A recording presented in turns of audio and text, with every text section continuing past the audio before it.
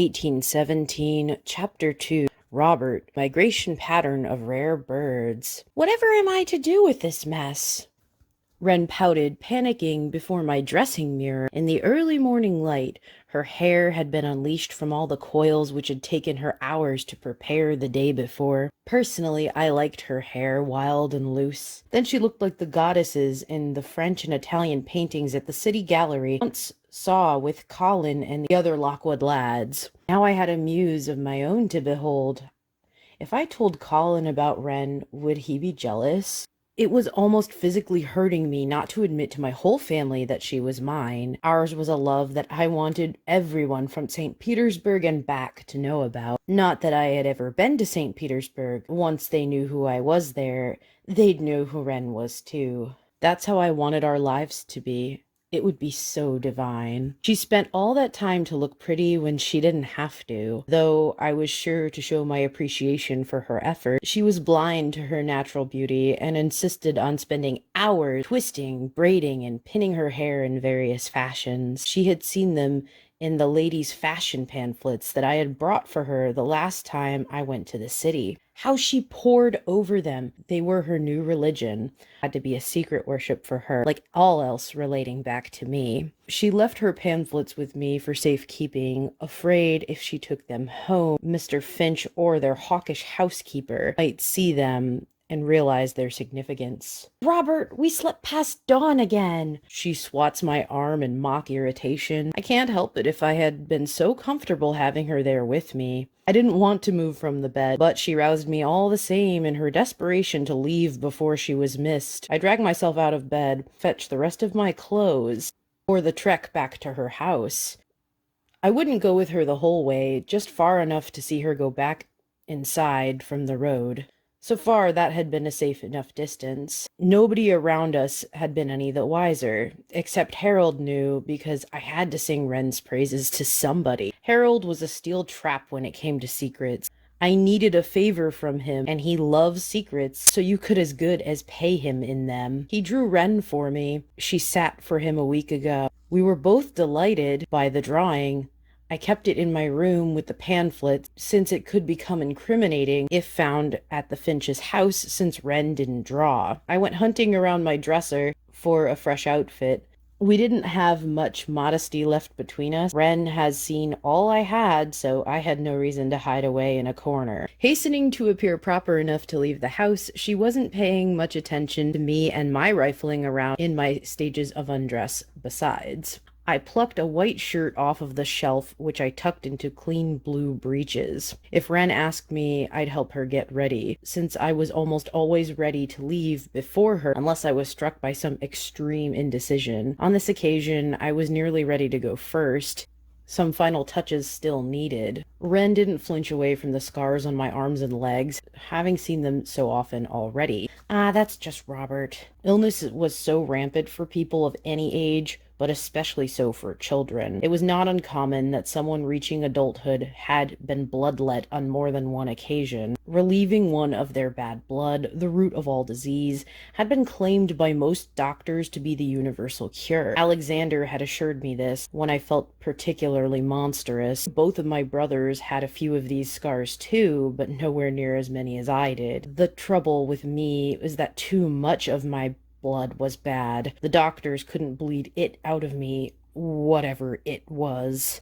Luckily, Wren had been satisfied when I told her that it was a violent childhood illness that had nearly killed me, which wasn't entirely a lie. She didn't want to pry, for she could feel my shame as if it were her own. "You didn't ask to be sick," she had said in sympathy and pity. I ignored the pity and embraced the sympathy. What else could I do? I walked around Wren, who was still fighting with the mirror. My coat and vests were hanging up in the dresser behind her. Anya insisted that I keep them that way. It wouldn't do for me to wear wrinkled, stained clothes I used to as a child. It had not been out of anyone's neglect, but rather my own extreme carelessness. Looking in my dresser, I considered my options, tapping my stockinged foot, trying to decide which one to take. We ought to have been faster, but I knew better than to rush Wren. Preparation to face the day was her art. I didn't dare tamper with her process. It simply couldn't be hurried along. As a fellow artist, I knew that joyful agony well. I finally settled on my new coat. It was in an Eastern European style. I had been sure. It looked strikingly similar to the coat my Uncle Grigori wore in my mother's old painting of him. Not sure if the coat had been made in Russia, but I like to imagine it had been. Maybe it's the noble in you, but you always look like a bird with colorful plumage, Wren teased me, pulling on a brilliant green coattail. She had been watching me through glances in the mirror, between moments of concentrating on reassembling her own full outfit from last night. During my last bright upswing, I had thrown all of my school allowance for the term on this coat. Colin teased me something horrible, yet he wore bright orange without irony. His taste wasn't always to be trusted. I thought the emerald jacket made me look rare and different. That was the same reason I got my ears pierced, too. Colin had his that way, and I envied him his look. Naturally, I flattered him until he did them for me, too. Only later did I realize that they were as dangerously cool as they were dangerously stupid. Earrings were easy targets in a particularly dirty fight. Lockwood was far from civilized. It was but a coop of young roosters pecking and clawing each other to establish dominance and, of course, to impress the hens of the nearby towns. Robert, please button the back of my dress, if you could. I can't reach it, Wren requested, now seeing that I was done, despite my efforts to appear that I wasn't. Glad to be of some use to her in this unoccupied moment, and did as she asked. This is why ladies usually had ladies' maids. Anya used to do this for my mother. How cumbersome, I remember thinking, for I would hate to be dressed by other people. While we were nobles, we weren't that wealthy. All the men in my family dressed themselves. Alexander had basically doubled as heir apparent and father's secretary since graduating from Oxford. We were still the richest people in the area, though, simply because we owned the most land and had a title, so we remained a far cry from poverty. This was why some of our neighbors, like Mr. Finch, envied us. If he ever found out about Wren and me, his poorly hidden disdain would explode into full-on loathing. In a strange way, I think he had been secretly waiting all along to be proven right about my family so he could unleash his scorn upon us. I could feel it whenever he talked to Father or Alexander, though to hear his words, you would think he liked them a tad too much. I don't think they saw it, but I definitely did. When their backs were to him, Mr. Finch would glare, daring me to tell them. Harold saw as I did, but he wouldn't say anything, so Alexander thought I was trying to start trouble. Father even smacked me once for my nasty lies about our good neighbor Finch. Mr. Finch smiled, witnessing Father hit me, but of course no one else saw him do so. That Wren was married to someone so nasty bothered me.